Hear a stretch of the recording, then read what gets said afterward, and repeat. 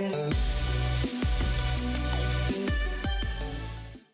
and welcome again to another episode of Nerf News, your number one source for Nerf news on the net. I'm your host Drac, and today we're talking about this. This was just leaked by Wired.com, obviously in advance of Toy Fair, because hopefully this will be at Toy Fair to play with. In fact, I have some very high suspicions that this will be at Toy Fair, so I'll get my hands on it in under a month. Toy Fair is so close, guys. So stoked. So, this is the Modulus Regulator, and let's talk about what we know about it from the Wired article. So it's going to have select fire. That's what this switch is right here. It's also a Modulus themed blaster, for some reason with funky blue striping instead of green. So I guess we're going to like an Elite XD kind of color scheme here. I don't really know what's going on, but it's going to be full auto, 3-round burst, and single fire. So they're saying that they're going to be doing that with an IRB module. Now, I'm confused by this, and I want to kind of walk through why I'm confused by this. If it were using a traditional rapid strike pusher mechanism,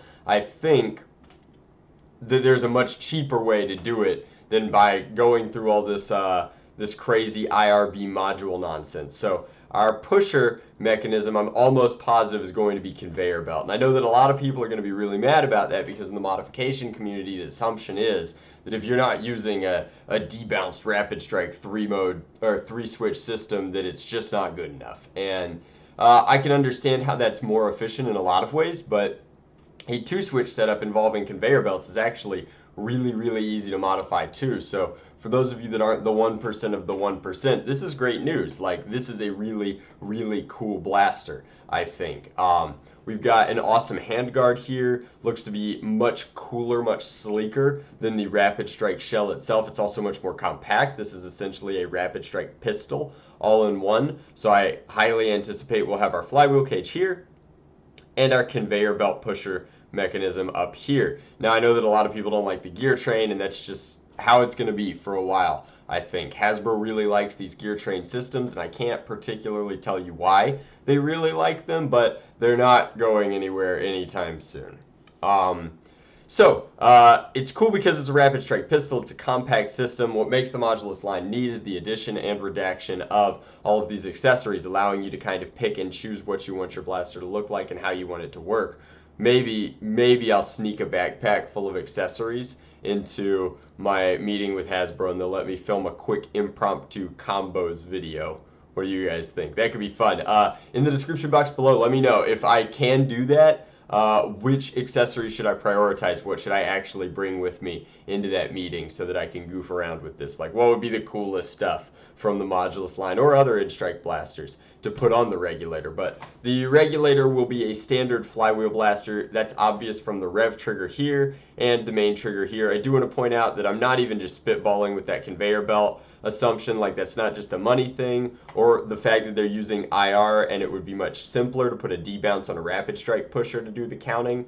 There's like a tab right here in this press release photo, and that tab can be seen on the Hyperfire, because that's how the Hyperfire door opens and flips up like this to expose the conveyor belt. Just a little aside. So this piece down here and this piece up here seem to have similar systems underneath them, and while this appears to just be a generic stabilization piece that also acts as a barrel extender, these guys I think are the IR counter. And I don't want to like hang my hat on that, because I think that they'd be interchangeable. You could pick one or the other depending upon what you'd like as a look.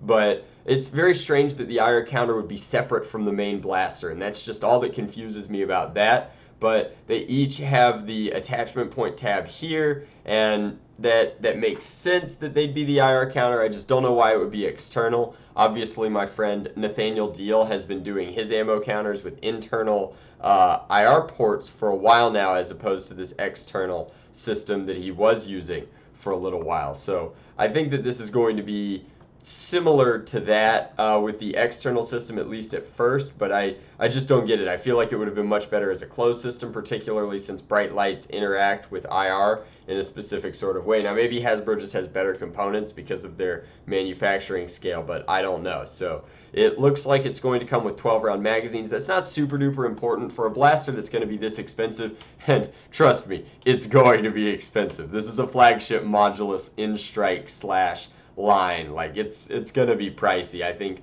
we can expect a price tag of at least 80 United States dollars. That's just me guessing. I don't know that yet. I'll get more information at Toy Fair, but I do like this stock. I want to point out that this looks like I wish it were retractable, and obviously it will not be, but if this is as sturdy as it looks like it will be, it's essentially a mag holding stock that we haven't had like one this nice, I guess, since like long shots or I can't even remember. I mean, the Zergenbrecher stock does a really good job, but that's obviously not Hasbro. The Recon stock holds magazines, but it does a very poor job of it. So this could be a really great stock. It's not extendable, which kind of stinks, like not being adjustable, but it looks really cool. One thing that I'm not sure about is this button here. This definitely looks like a button here. Now, I think that it's probably just the magazine release, and they're changing the way that that's going to ergonomically flow inside this blaster. But if it's not the magazine release, then I don't know what else it could be. I'd love for it to be some sort of like sync with the IR beam, but I'm really stretching there. Like I think talking about it now that it's just going to be a magazine release. But I do want to say one thing about this. I'm very excited for this blaster. I can't wait to get one and play with it and then eventually crack it open, because I think that it's going to be a ton of fun, not only outside but inside, seeing kind of how this was stitched together. But I think that NERF passed up on a really great opportunity here to make an ammo counter. There's obviously a market for ammo counters, and it's very confusing that they've chosen to do something with IR beams and use it as an internal counter for what's going to be a tiny board that counts 3 and 1, but not display that information for you in real time. Like, I think that would have been a small upgrade that would have made a huge difference for this blaster, but that's just my opinion. Let me know what you guys think. Again, I really want your opinion on those accessories. Let me know what I should sneak in to combo breaker the regulator while we're in there. But I hope you guys enjoyed this video. This is a fun look at this new blaster that should be, we'll have more information on it soon. And as always, guys, thanks for watching. I hope you enjoyed. I actually have one more thing to talk about, and I'll film it after this one, so it should be coming relatively soon today, but I do want to talk about the Raptor Strike as well. I'll show you that in a minute.